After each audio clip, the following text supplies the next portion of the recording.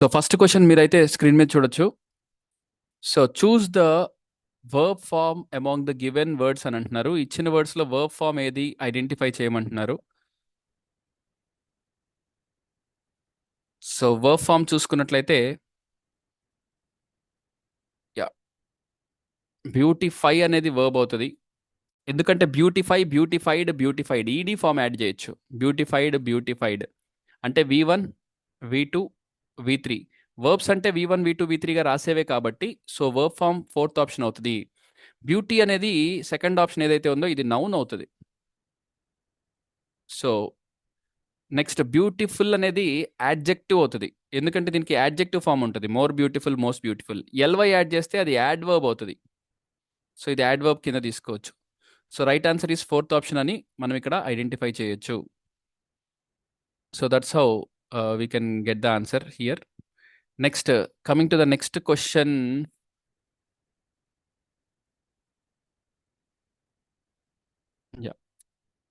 So question number 62 on the screen right now. Yes, choose the suffix. చూసారా, prefixes suffixes కి సంబంధించిన question ఇక్కడ రావటం జరిగింది. సో నిన్న ప్రిఫిక్సెస్ సఫిక్సెస్ నిన్న చూసిన సెట్లో రాలేదు. అంటే ప్రతి సెట్లో సేమ్ క్వశ్చన్స్ ఇవ్వట్లేదు వాడు. ఒక్కొక్క సెట్లో ఒక్కొక్క క్వశ్చన్ అనేది మారుతూ ఉంది. సో మనకి ఏ సెట్ అయినా రావచ్చు, ఏ క్వశ్చన్ అయినా రావచ్చు. మనం అన్ని నేర్చుకొని ఉంటే మంచిది. చూస్ the suffix that can be used to make word. The ఏం వర్డ్ అంటే కాంఫ్రంట్. కాంఫ్రంట్ అనేటువంటి వర్డ్ని సో యాడ్జెక్టివ్గా మార్చాలి అన్నప్పుడు ఏమి యాడ్ చేస్తాము? So so కన్ఫ్రంటబుల్.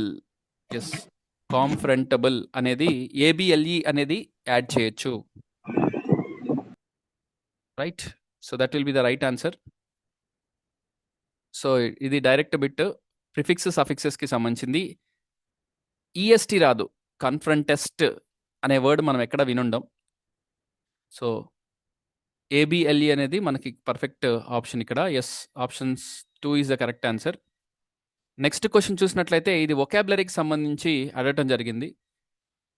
The scrutiny staff ushered the minister into the building.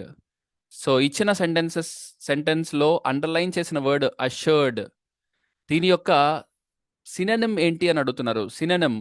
Synonym అంటే మీనింగ్ ఏంటి అని అడుగుతున్నారు.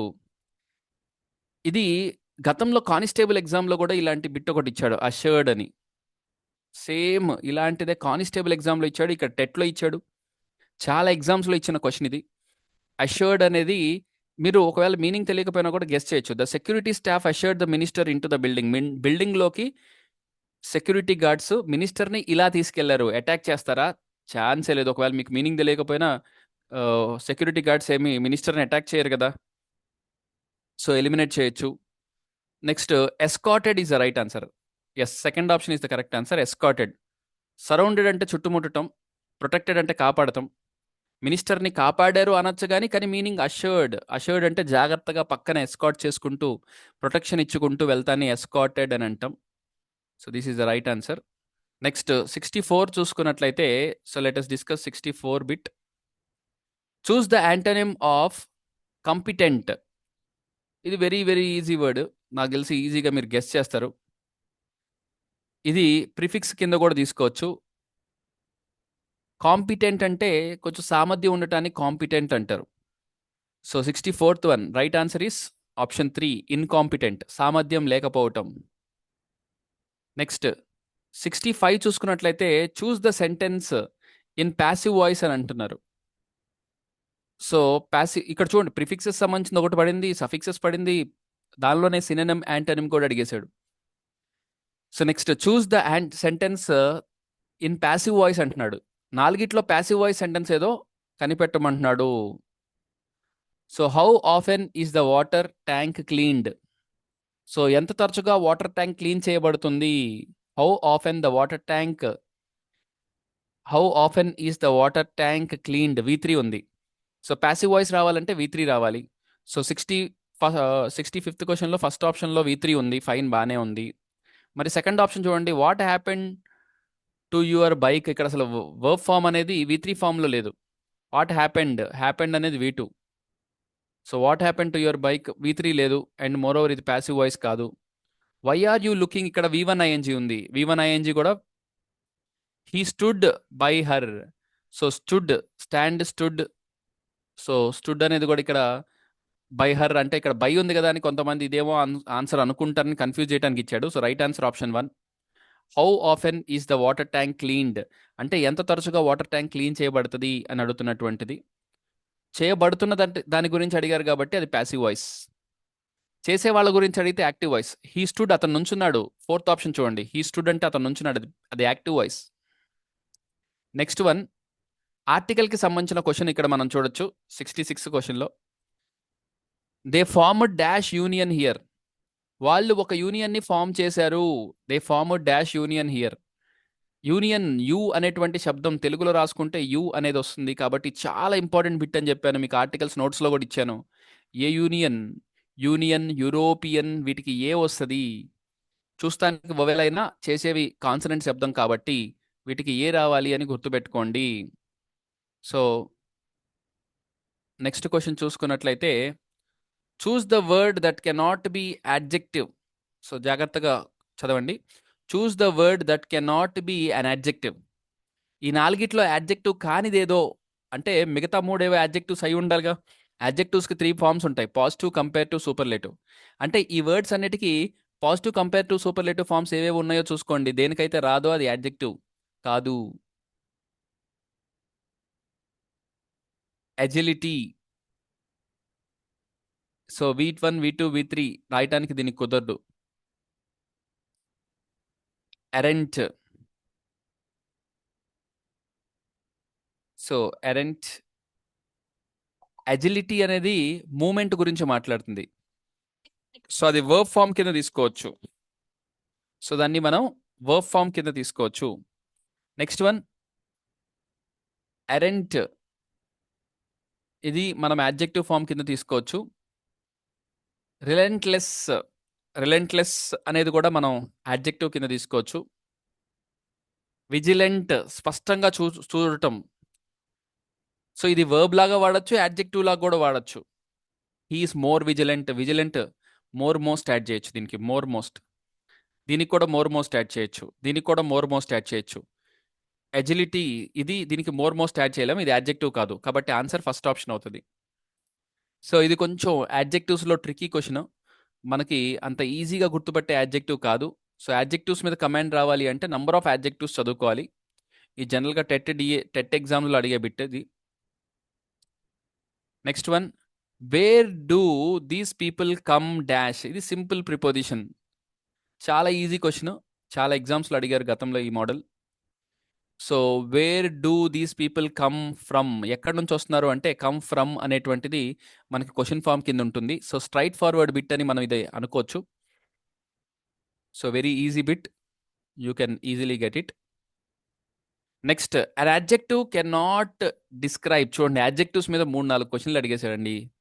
అంటే ఒక్కొక్క ఎగ్జామ్లో యాడ్జెక్టివ్స్ మీద ఫోకస్ చేస్తే ఒక్కొక్క ఎగ్జాక్టివ్, ఒక్కొక్క దానిలో క్లాజెస్ మీద, అంటే ఒక్కొక్క టెస్ట్లో ఒక్కొక్క టాపిక్ మీద కొంచెం ఫోకస్ ఇస్తున్నాడు. ఈ పేపర్ చూసుకుంటే యాడ్జెక్టివ్స్ మీద 3-4 క్వశ్చన్లు వచ్చేసినాయి దాదాపు. So an adjective cannot describe opinion, size and colour, number, position. Very very trick, ఇది యాడ్జెక్టివ్ డెఫినేషన్ మీద అడుగుతున్నాడు. సో యాడ్జెక్టివ్ ఒపీనియన్ గురించి గుడ్ బ్యాడ్ ఒపీనియన్ చెప్పొచ్చు, గుడ్ బ్యాడ్ అని ఒపీనియన్ చెప్తుంది కదా. Size, colour, big, small, white, black, number 4 books 5 books, ఈ 3 adjectives describe చేస్తాయి. పొజిషన్ చెప్పేది ప్రిపోజిషన్, కాబట్టి ఆన్సర్ 4. పొజిషన్ని తెలియచేసే వర్డ్స్ని ఏమంటారంటే ప్రిపోజిషన్స్ అంటారు. So right answer is 4th option అని మనం ఇక్కడ గుర్తుపెట్టుకోవచ్చు. ఇది ప్యూర్ డెఫినేషన్ ఓరియంటెడ్ క్వశ్చన్ అని మనం ఇక్కడ అర్థం చేసుకోవచ్చు. Next question, identify the sentence that indicates a positive degree. So degrees of కంపారిజన్లో బిట్టుబడింది చూడండి. పాజిటివ్ డిగ్రీలో గుర్తుపెట్టుకోండి, very very very easy bit. Than అడిగాడు అంటే అది కంపారిటివ్లో ఉన్నట్టేగా, అంటే ఇది పాజిటివ్ కాదుగా. నెక్స్ట్ వన్, దా వాడాడంటే సూపర్లేటివ్ కదా, ఈఎస్టీ వచ్చింది, superlative. The sweetest, richest, greatest. Very easy bit. Tall, ఇది పాజిటివే కదా, సో ఇదే ఆన్సర్. ద టాలెస్ట్, ఇది కూడా సూపర్లేటివ్ కదా. సో చూడగానే చెప్పేయచ్చు, ఆన్సర్ చూసి చూడగానే మనం ఆన్సర్ ఐడెంటిఫై చేయొచ్చు. ఇది కూడా ప్రీవియస్ ఎగ్జామ్ బిట్టే. సో మనం గతంలో చెప్పుకున్నాం ఎలా ఈ ఈ దీనికి సంబంధించిన సింపుల్ టెక్నిక్స్ అన్ని మనం గతంలో క్లాస్లో చెప్పుకున్నాం. ఆ క్లాస్ని బేస్ చేసుకొని మనం ఈజీగా ఆన్సర్ చేయగలుగుతున్నాం. Choose the concluding sentence that can be written in a formal letter. So ఇది లెటర్కి సంబంధించింది. ఫార్మల్ లెటర్లో అంటే లెటర్ రైటింగ్లో ఒక బిట్ అడిగాడు. కంక్లూడింగ్ సెంటెన్స్ ఈ నాలుగిట్లో ఫార్మల్ అంటే అఫీషియల్ లెటర్. లెటర్స్ రెండు రకాలు ఉంటాయి. Official letters, friendly letters. Official లెటర్స్నే ఫార్మల్ లెటర్ అని కూడా అంటారు. ఫ్రెండ్లీ లెటర్ని ఇన్ఫార్మల్ లెటర్, ఫ్రెండ్స్కి రాసేవి, మిత్రులకి రాసేవి ఫ్రెండ్లీ లెటర్స్. ఇక్కడ మనకి అఫీషియల్ లెటర్లో చివర్లో రాసే లైన్ ఏది రాయొచ్చు అని అడుగుతున్నాడు. మీరు గెస్ చేయండి. Very simple one. So official లెటర్స్లో మనం రాసేటువంటి లైన్ ఏమవుతుంది? సింపుల్ బిట్, దీనిలో ఏం లేదు. Thanking you. అఫీషియల్ లెటర్లో ఖచ్చితంగా థ్యాంకింగ్ యూ రాస్తాం కదా. సో వీఆర్ మిస్సింగ్ యూ అంటారా? అఫీషియల్ సపోజ్ కలెక్టర్కి రాశారు ఐ మిస్ యూ అన్నారంటే రేపు పొద్దున ఇంటికి జవాన్ని పంపిస్తాడు. సో ఎవరో కనుక్కోండి రా అని. సో రాయం కదా. సో విత్ ఇది లైవ్ అని పడింది కానీ లవ్, ఆ క్వశ్చన్ పేపర్లోనే వాడు విత్ లైవ్ అని ఇచ్చాడు చూడండి. అది లవ్ అని టైప్ చేయాల్సింది. ఇది మనం ఏం చేయలేమండి, అది ప్రీవియస్ ఎగ్జామ్ బిట్ అది. So give my regards to your parents. అధికారిక ఉత్తరం రాసి నా గురించి మీ పేరెంట్స్కి చెప్పండి అంటారా? మీ పేరెంట్స్కి విషెస్ చెప్పండి, శుభాకాంక్షలు అనరు కదా. సో వెరీ సింపుల్ బిట్, దీనికి అసలు ఎక్స్ప్లెనేషన్ కూడా అవసరంలా నాకు తెలిసి. Next question, choose the word that can be used to write a relative clause. Yes, relative clause రాయటానికి ఇక్కడ ఇచ్చినటువంటి వర్డ్స్లో ఏ వర్డ్ని మనం వాడచ్చు రిలేటివ్ క్లాస్లో? హూ, సచ్, దట్, ఇవన్నీ రిలేటివ్ క్లాజెస్కి వాడతారు. So who,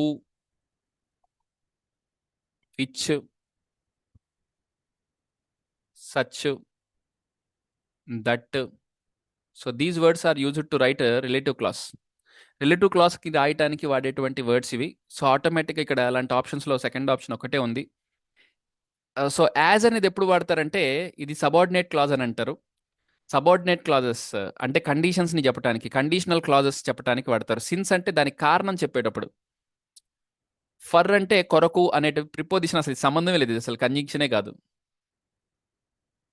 so straight forward bit ఇది, very easy bit. So relative clause రాసేటప్పుడు హూ, ఈ గుర్తుపెట్టుకోండి ఆ వర్డ్స్. ఇంకొకసారి ఇలాంటి ప్రశ్న కనుక అడిగితే మీరు ఈజీగా ఆన్సర్ చేయగలుగుతారు. Yes, both I and Hari didn't like. Yes, both I and Hari don't like horror films. The underlined part has an error. So underlined చేసిన పార్ట్లో ఎర్రర్ ఉందంట. ఆర్డర్ ఆఫ్ ప్రొనౌన్స్ అని ఒక టాపిక్ చెప్పాను, మీకు గుర్తుండే ఉండాలి. ప్రొనౌన్స్ చెప్పినప్పుడు చెప్పాను. మీకు ఒక ఎగ్జాంపుల్ కూడా చెప్పాను. మీ బర్త్డే అయితే మీరు సెలబ్రేట్ చేసుకుంటే మీ ఫ్రెండ్ని పిలుస్తారు, వాడు అనుకోకుండా వాళ్ళ ఫ్రెండ్ని తీసుకొని వస్తాడు. సో మీరు ఫస్ట్ గ్లాస్ కూల్ డ్రింక్ ఎవరికి ఇస్తారు? మీ ఫ్రెండ్కి ఇస్తారా, వాళ్ళకి ఇస్తారా, వేరే ఫ్రెండ్కి, అనుకోకుండా వచ్చిన వాళ్ళకి? అంటే మీ ఫ్రెండ్కి ఫస్ట్ ఇవ్వాలి, తర్వాత అనుకోని వ్యక్తులకి. గుర్తుందా? ఆర్డర్ ఆఫ్ ప్రొనౌన్స్ అని చెప్పాను, ప్రొనౌన్స్ చెప్పినప్పుడు చెప్పాను. ఒకవేళ నేను ప్రొనౌన్స్ అప్పుడు రాలేదు సార్ అనుకున్నప్పుడు చెప్తాను వినండి.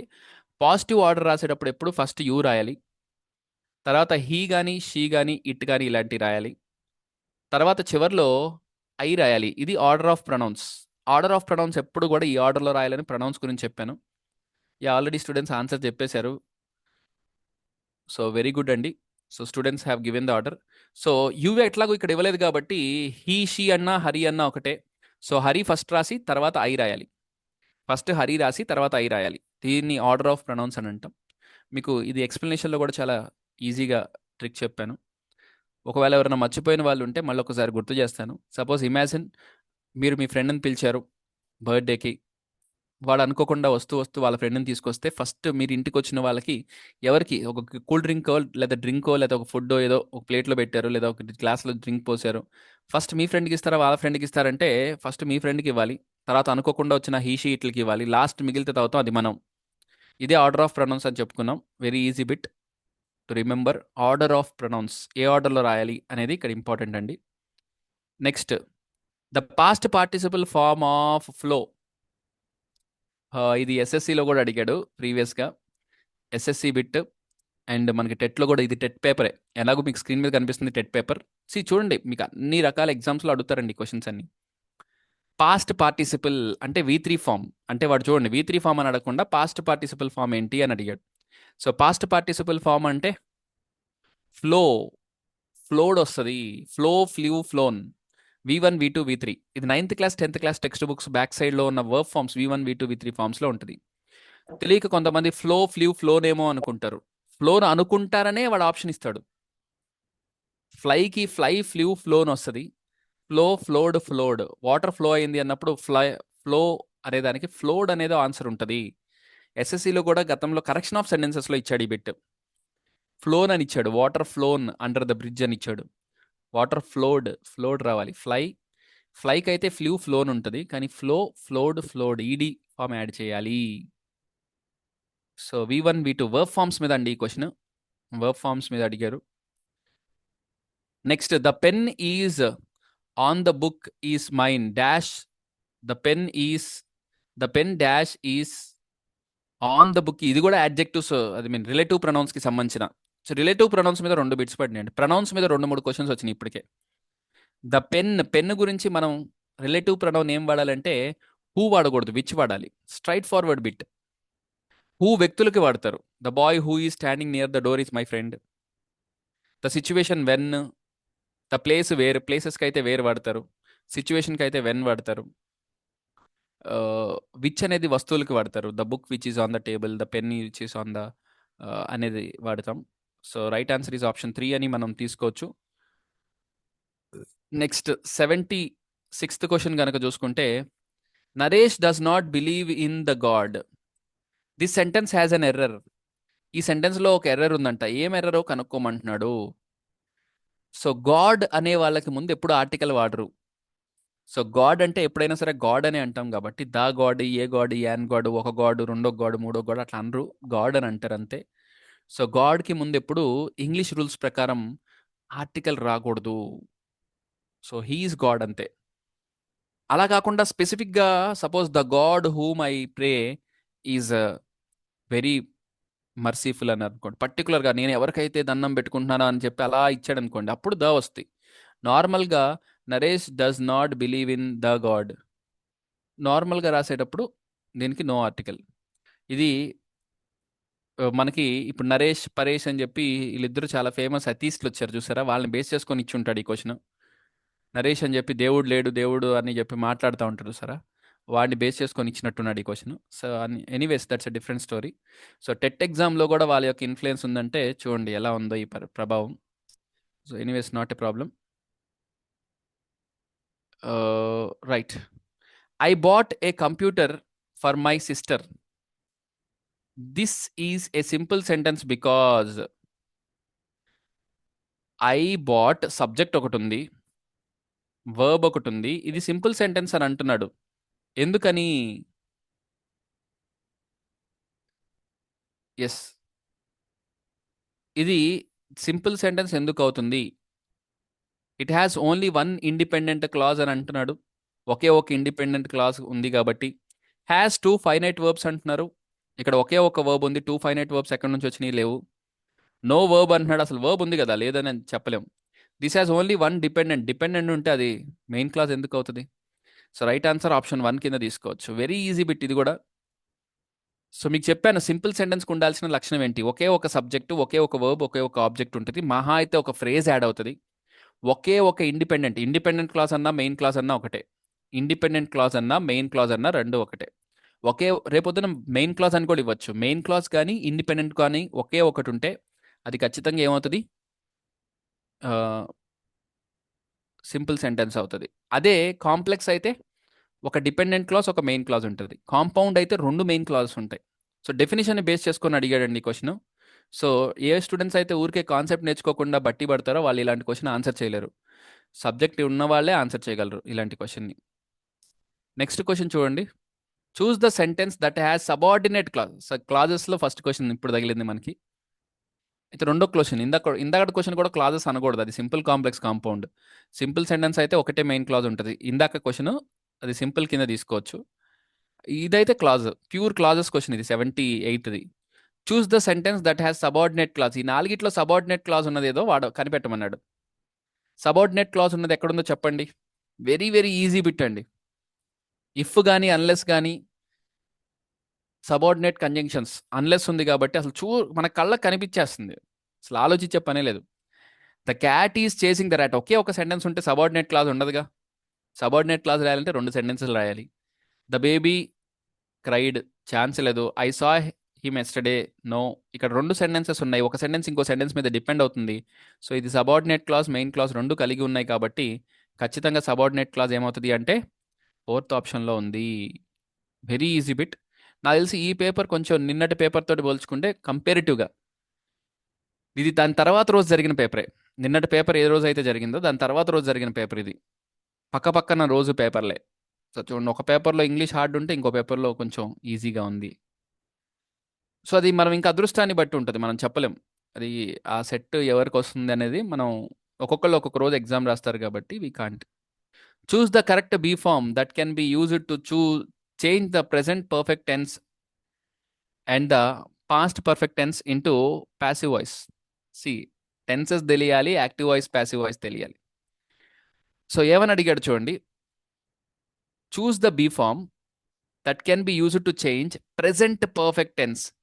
ప్రెసెంట్ పర్ఫెక్ట్ టెన్స్ని మరియు పాస్ట్ పర్ఫెక్ట్ టెన్స్ని ప్యాసివ్ ఫామ్లో రాసేటప్పుడు, పర్ఫెక్ట్ టెన్సుల్ని ప్యాసివ్ వాయిస్లో రాసేటప్పుడు గుర్తుందా? V3 వచ్చినప్పుడు ప్యాసివ్ వాయిస్ రాసేటప్పుడు మనం ఏం వాడతాం అనుకున్నాం? బీని వాడతాం అనుకున్నాం. మరి టేబుల్ కూడా రాసుకొని ఉంటారు యాక్టివ్ వాయిస్ ప్యాసివ్ వాయిస్లో. ఈ పాయింట్ చూసుకోండి. యాక్టివ్ వాయిస్ ప్యాసివ్ వాయిస్ చెప్పినప్పుడు ఈ టేబుల్ కూడా చెప్పాను. So students who attended the class, V3 form వచ్చినప్పుడు ఇప్పుడు కూడా బీని వాడతాము అని మనం చెప్పుకున్నాం. మరి దాని ప్రకారం చూసుకుంటే అసలు మనం ఇంతవరకు ఆప్షన్సే చూడలా, బట్ ఆన్సర్ మనకి ఒక ఐడియా వచ్చేసింది. ఎనీవేస్ ఇప్పుడు ఆప్షన్స్ చూద్దాం. ఆప్షన్స్ ఏమి ఇచ్చాడో మనకి చూద్దాం. ప్యాసివ్ వాయిస్ రాసేటప్పుడు చూడండి, ఇక్కడ ఆన్సర్ ఏమంటారు?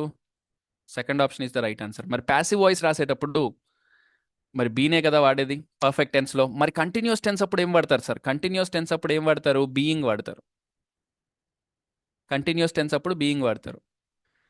ఓకే, సో అది మనం గుర్తుపెట్టుకోవాలి. వెరీ సింపుల్ బిట్ ఇది. Active voice passive voice direct bit అడగకుండా యాక్టివ్ వాయిస్ ప్యాసివ్ వాయిస్లో ఆల్రెడీ ఇందాక ఒకటి యాక్టివ్ వాయిస్ ప్యాసివ్ వాయిస్లో ఇందాక ఒక బిట్ వచ్చింది. ఇది రెండో bit active voice passive voice. ఈ టెస్ట్లో ఏం చేశాడంటే క్లాజెస్ మీద ఒకే ఒక బిట్ అడిగి మిగతా టాపిక్స్ మీద ఎక్కువ బిట్స్ అడిగాడు. ఇది చూస్తే చూస్ the sentence which takes the conjunction that while transformed into reported speech. Reported speech రాసేటప్పుడు వీటిల్లో దేనికి దట్టు వాడతాము? Direct indirect speech direct bit అడగకుండా చూడండి ఎట్లా అడిగాడు. ఇంట్రాగేటివ్ సెంటెన్స్లో దట్టు రాదండి. హెల్పింగ్ వర్బ్ అన్నా రావాలి, WH వర్డ్ అన్నా రావాలి. ఇంట్రాగేటివ్లో ఎప్పుడు కూడా దట్టు రాదు. ఈ ఆస్క్డ్ ఇఫ్ ఆర్ వెదర్ వస్తుంది దీనిలోనేమో హూ ఇస్తే హూనే వస్తుంది, హౌ ఇస్తే హౌవే వస్తుంది. సో ఈ 3 కానప్పుడు ఇంకా మిగిలిన ఆప్షన్ 4దే కదా. She said how tall this trees. ఇది ఎక్స్క్లమేటరీ సెంటెన్స్, డైరెక్ట్ ఇండైరెక్ట్ స్పీచ్లో ఎక్స్క్లమేటరీ సెంటెన్స్కి సంబంధించింది. ఆమె ఆశ్చర్యపోతూ చెప్పింది ఎంత అద్భుతంగా ఉంది ఈ చెట్టు అని. She said how tall this trees. She exclaimed that the tree was very tall అని రాస్తాం. దట్ అనేది ఇక్కడ వాడతాము ఇండైరెక్ట్ స్పీచ్లో. వాడు డైరెక్ట్ బిట్ ఇవ్వకుండా ఇండైరెక్ట్గా అడిగాడు. ఇలాంటి క్వశ్చన్స్ కూడా మనకి ఇలాంటివే ఇంకా ఈజీ. కొంచెం సబ్జెక్ట్ బాగా నేర్చుకున్న వాళ్ళకి ఇలాంటివే ఈజీ, పై నేర్చుకున్న వాళ్ళకి ఇలాంటివి కొంచెం కష్టమే. Next choose the correct spelling of the word అని ఇచ్చాడు. ఇచ్చిన వర్డ్ యొక్క కరెక్ట్ స్పెల్లింగ్ ఏంటో మనల్ని ఐడెంటిఫై చేయమంటున్నాడు. Pneumonia, PNEUMONIA, very very famous bit pneumonia. ఇది చాలాసార్లు ఎగ్జామ్స్లో అడుగుతుంటాడు. ఇది SSCలో, CGLC, GD, MTS number of ఎగ్జామ్స్లో అడిగాడు. టెట్లో, DSCలో కూడా అడిగాడు చూడండి. సో స్పెల్లింగ్స్, ఫేమస్ స్పెల్లింగ్స్ ముందు చదువుకోండి. ఎక్కువగా మీరు కామన్లీ మిస్స్పెల్ట్ వర్డ్స్ లిస్ట్ ఉంటుంది. ఆ కామన్గా మిస్స్పెల్ట్ వర్డ్స్ లిస్ట్ నేను మీతో షేర్ చేస్తాను. మన టెలిగ్రామ్ గ్రూప్లో కూడా ఆల్రెడీ ఉంది. మీరు మన టెలిగ్రామ్ గ్రూప్లో చెక్ చేసుకుంటే ఆల్రెడీ కామన్లీ మిస్స్పెల్ట్ వర్డ్స్ లిస్ట్ మీరు ఫైల్స్లోకి వెళ్తే ఫైల్స్లో ఆల్రెడీ ఉంది. టెలిగ్రామ్ గ్రూప్లో ఇంతవరకు యాడ్ అవ్వని వాళ్ళు ఎవరైనా ఉంటే, కొత్తగా యాడ్ అవ్వాలనుకుంటే మీకు స్క్రీన్ మీద నంబర్ రాస్తున్నాను, 7799203011. ఈ నెంబర్కి మీరు వాట్సాప్ చేయండి. Please send the Telegram link అని. నేను టెలిగ్రామ్ లింక్ పంపిస్తాను. యూట్యూబ్లో వాచ్ చేస్తున్న వాళ్ళు ఎవరైతే ఉన్నారో ఈ లింక్ని మీకు వీటిలో మంచి బిట్స్ నేర్చుకున్నామని అనిపిస్తే స్టేటస్లో షేర్ చేయండి. మీకు తెలిసిన అన్ని గ్రూప్స్లో షేర్ చేయండి. ఎక్కువ వ్యూస్ వస్తే చెప్పాను కదా, ఎక్కువ కంటెంట్ చేస్తాను. నిన్న పోస్ట్ చేసిన వ్యూస్కి 178 వ్యూసే వచ్చినాయి. నేను కనీసం ఒక 500-1000 వస్తాయి అనుకున్నాను. మరీ 170 అంటే కొంచెం తక్కువే నా అభిప్రాయం ప్రకారం. సో కనీసం ఒక 500, 1000 వ్యూస్ అన్నా వస్తున్నంటే మనకి ఇంట్రెస్ట్ ఉంటది. ఎక్కువ బిట్స్, ఎక్కువ కంటెంట్ చేయటానికి. చేసిన దానికి ప్రతిఫలం ఉంటది. Right. So share with more people. I request all of you to share the YouTube link in your status so that I will give you more content. Next comprehension ప్యాసేజ్కి సంబంధించిన question అండి. So read the following passage and choose the correct answers to to the questions given after. Passage చదివి ఇచ్చిన క్వశ్చన్స్ని answer చేయమంటున్నాడు సింపుల్గా ఒక మాటలో. Trees help us to get rain. The leaves of trees breathe out a lot of water vapor into air. This makes the tree cool. This makes the air cool. The cool air helps rainfall. Rain gives us water. No one can live without water. Trees give us rubber also. From the sap ante vittanam of a tree, we get rubber. Yes, a very useful thing. Some trees like eucalyptus give medicines. Okay, మంచి paragraph and simple paragraph. ఈ set ఎవడు రాశాడో కానీ చాలా అదృష్టవంతుడు. English చాలా simple bits కనిపించుంటాయి. This passage describes. అయితే ప్యాసేజ్ ఈజీగా ఇచ్చినప్పుడు క్వశ్చన్స్లో ట్రిక్స్ ఉంటాయి. క్వశ్చన్స్ అంత ఈజీగా అనిపించకపోవచ్చు. సో మీరు ఇక్కడ చూసుకుంటే ఎస్, ఈ ప్యాసేజ్ దేని గురించి చెప్తుంది? మెడిసిన్ మేడ్ ఆఫ్ శాప్ అని ఇచ్చాడు. అసలు ఇది కాదు. మెడిసిన్ యూకలిప్టస్ నుంచి చేసాడని చెప్పాడు. యూసేజ్ ఆఫ్ ట్రీస్, ఎస్ ఇది చెప్తుంది. కైండ్స్ ఆఫ్ ట్రీస్, రకరకాల చెట్ల గురించి ఏం చెప్పాలా. వాల్యూ ఆఫ్ లీవ్స్ గురించి కూడా చెప్పాడు కదా అనుకోవచ్చు, కానీ ఓవరాల్ ప్యాసేజ్ చెప్పింది మాత్రం ట్రీస్ గురించే. Straightforward, very easy bit. Next bit చూసుకున్నట్లయితే according to the passage eucalyptus is medicinal plant. Straightforward bit. ఇంత ఈజీగా ఇస్తాడు ఒక్కొక్కసారి. ఇది ప్రీవియస్ పేపరే కదా, ఈజీగా ఇస్తాడు. ప్రీవియస్ పేపరే మనం ఇప్పుడు తీసుకుంది. ఇలా ఆలోచించడానికి ఏమీ లేదు. సో మెడిసినల్ ప్లాంట్ అని straight forward. According to the passage the basic source of water is. Eucalyptus trees అంటున్నాడు, ఎయిర్ అంటున్నాడు, రబ్బర్ అంటున్నాడు, రెయిన్ అంటున్నాడు. బేసిక్ సోర్స్ ఆఫ్ వాటర్ రెయినే కదా, ఎయిర్ కాదు, రెయిన్. రెయిన్ నుంచే కదా మనకి వాటర్ వచ్చేది. బేసిక్ సోర్స్ అదే అవుతుంది. ఓకే, నెక్స్ట్ లాస్ట్ క్వశ్చన్ చూసుకున్నట్లయితే no student should be considered as qualified for a degree or PG. Yes, degree unless he has acquired a reasonable proficiency in English. This was said by. ఇది మెథడ్స్కి సంబంధించింది. No student should be considered, ఇది మెథడాలజీకి సంబంధించిన bit అండి. ఇందాకటితోటి 84th question తోటి మనకు అయిపోయింది. లాస్ట్ క్వశ్చన్ ఏంటంటే మెథడాలజీకి సంబంధించింది. జస్ట్ ఎవరికైనా యూజ్ అయ్యింది అనుకుంటే వినండి ఈ ఒక్క క్వశ్చన్. సో జాగ్రత్తగా చూసుకున్నట్లయితే yes, very very straightforward bit. Yes, no student should be considered as qualified for degree or PG. Degree unless, డిగ్రీకి పీజీకి ఎవరు క్వాలిఫైడ్ కాదు అని అనాలి. ఎప్పటిదాకా అంటే unless he has acquired the reasonable proficiency in English. ఇంగ్లీష్లో కనీసం మినిమం నాలెడ్జ్ వచ్చేంత వరకు ఏ వ్యక్తి కూడా పీజీకి డిగ్రీకి అర్హుడు కాదు అని చెప్పి ఏ కమిషన్ చెప్పింది అంటే కొఠారి కమిషన్ అని మనం అర్థం చేసుకోవచ్చు. Kothari education commission. ఇది మిగతా ఎగ్జామ్స్ రాసే వాళ్ళకి, ఎస్ఎస్సి వాళ్ళకి జనరల్ నాలెడ్జ్ కింద తీసుకోండి వీటిని. So that's it for this video. Video కొంచెం జాగ్రత్తగా వాచ్ చేయండి. ఎవరికైనా ఫాస్ట్ అనిపిస్తే మళ్ళీ ఒకసారి వాచ్ చేయండి. అండ్ వీడియో ఎండ్ వరకు వాచ్ చేసిన ప్రతి ఒక్కళ్ళు మర్చిపోకుండా లైక్ కొట్టండి, షేర్ చేయండి అండ్ సబ్స్క్రైబ్ చేసుకోవడం మర్చిపోవద్దు మీరు ఛానల్కి కొత్త అయితే. సో ఎక్కువ వ్యూస్, ఎక్కువ కంటెంట్, ఎక్కువ ఫాలోవర్స్ వస్తుంటే నేను ఎక్కువ బిట్స్ చేస్తాను, లేదంటే తక్కువ కంటెంట్ మాత్రమే అందిస్తాను. So all the best for your upcoming exam. Thank you.